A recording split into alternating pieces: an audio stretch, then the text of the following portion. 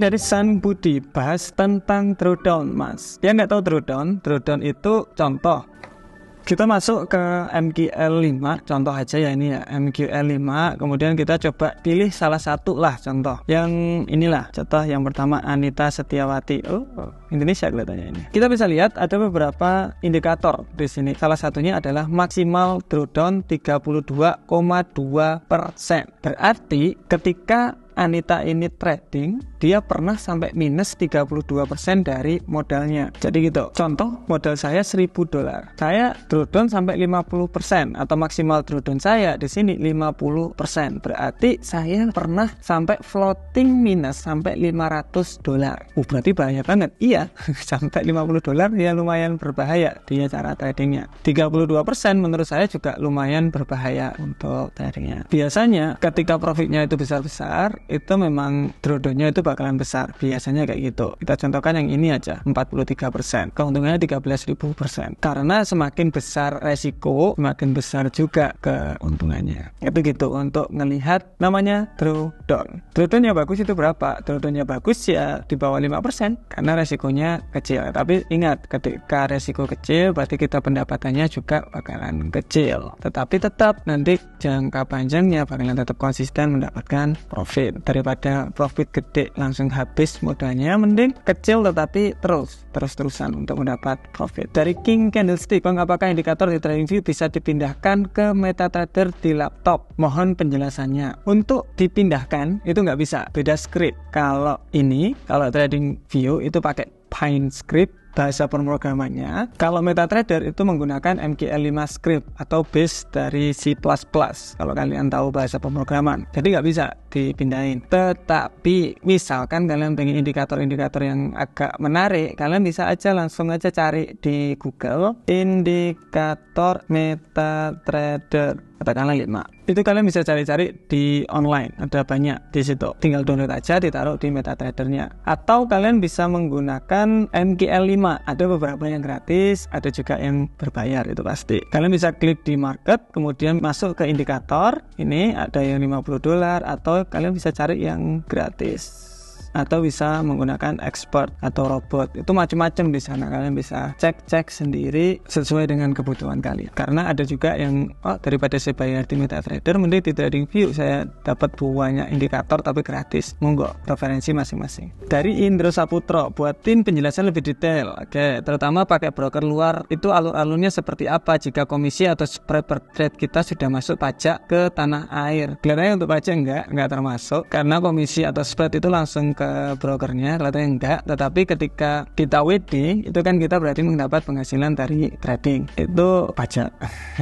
Oke, dari Patrick WL, bisa nggak sih kita set untuk seluruh pair, misal Golden Cross, atau pakai indikator apa gitu, jadi nggak satu-satu kita set alarm? Maksudnya bisa nggak sih kita set alarm tetapi langsung untuk semua pair? Contoh RSI di bawah langsung kasih alarm buy, langsung kasih alarm sell. Jadi dia ngecek untuk semua pair. Jawabannya adalah nggak bisa. Kalau di TradingView, di MetaTrader mungkin bisa menggunakan robot, mungkin bisa. Tetapi di TradingView ada fitur yang menarik, di mana ini bakalan saya bahas di video full lengkap. Ada namanya screener Forex screener di sini. Contoh RSI, ini RSI 14, saya kasih agak sini aja. RSI 14 kita bisa lihat, ini RSI-nya. Kalau RSI, ingat RSI di atas 70 berarti harga terlalu mahal, RSI di bawah 30 berarti terlalu murah, di atas 70. Coba, belum ada yang di atas 70. Jadi Forex screener di sini dia men-scan semua pair dan dirangkum di sana. Ini bagus. Atau RSI di bawah 30. Ini ada RSI di bawah 30. GBP NZD. Berarti kita bisa ekspektasi GBP NZD untuk naik di H1. Silakan dicoba digunain Forex Scanner. Nanti untuk video fullnya bakalan ada. Dari Ahmad Rosati, teman saya kena tipu Mas. Sebetulnya trading MIFX itu legal, tapi banyak link yang mirip dan menyerupai websitenya MIFX. Gimana biar nggak tertipu? Ini namanya phishing. Jadi ketika kita masuk ke web tersebut, kelihatan seperti web aslinya, tapi ternyata itu bukan. Kita udah deposit, kita udah bla bla bla, itu ternyata bukan. Cara menanggulanginya bagaimana? Cara menanggulanginya, pertama cek websitenya. Kalau websitenya itu contoh MIFX itu berarti mifx.com, itu biasanya benar. Kalau MIFX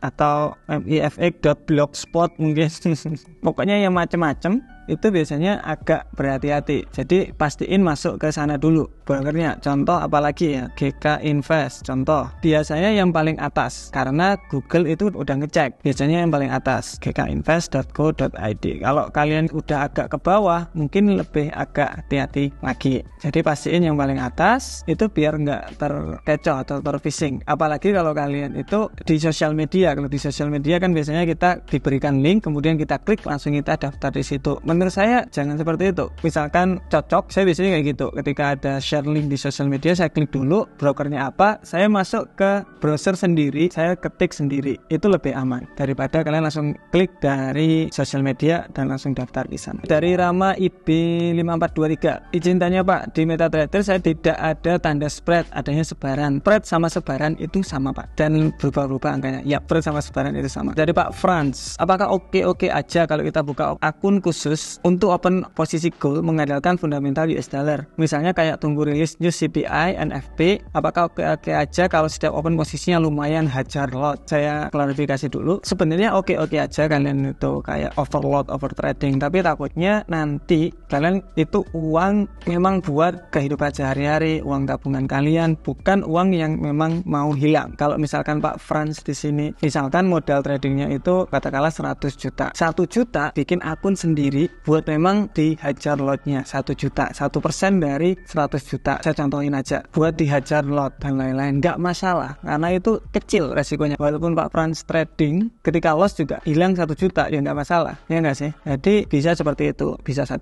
atau 5%. Serah. Tapi jangan full semua dimasukin untuk hajar lot. Bahaya. Bener-bener bahaya. Jadi harus hati-hati sekali. Saya nggak pernah saranin untuk kayak gini karena takutnya teman-teman itu nggak paham maksud saya. Jadi saya selalu saranin 1-2% dan lain-lain. Yang cara-cara aman-aman aja. Dari Koirun Imam, siang Mas Tama mau tanya, jika kita udah setting BEP terkena stop loss, worth it nggak sih bayar biaya swap sama biaya open posisi? Atau ada saran broker nggak ada biaya swapnya Bang? Biaya swap itu sebenarnya bisa dipotong atau dihilangkan dari beberapa broker. Kalau nggak salah IFX nggak bisa, free swap, GK Invest bisa tapi harus ngontak customer service-nya. Kemudian di CFX kelihatannya bisa, kalau nggak salah saya lupa. Tanya aja customer service-nya apakah bisa free swap. Kalau bisa biasanya ngirimin KTP kalau Anda itu muslim atau lain-lain, kayak gitu biasanya ada. Jadi coba aja di kontak customer service-nya. Kalau biaya open posisi itu pasti ada karena broker nggak mau rugi juga. Jadi nggak bisa kalau biaya open posisi. Atau bisa jadi tidak ada biaya open posisi tetapi spreadnya agak lebar. Podo ae, sama aja sebenarnya. Itu dari saya, see you next video. Bye bye.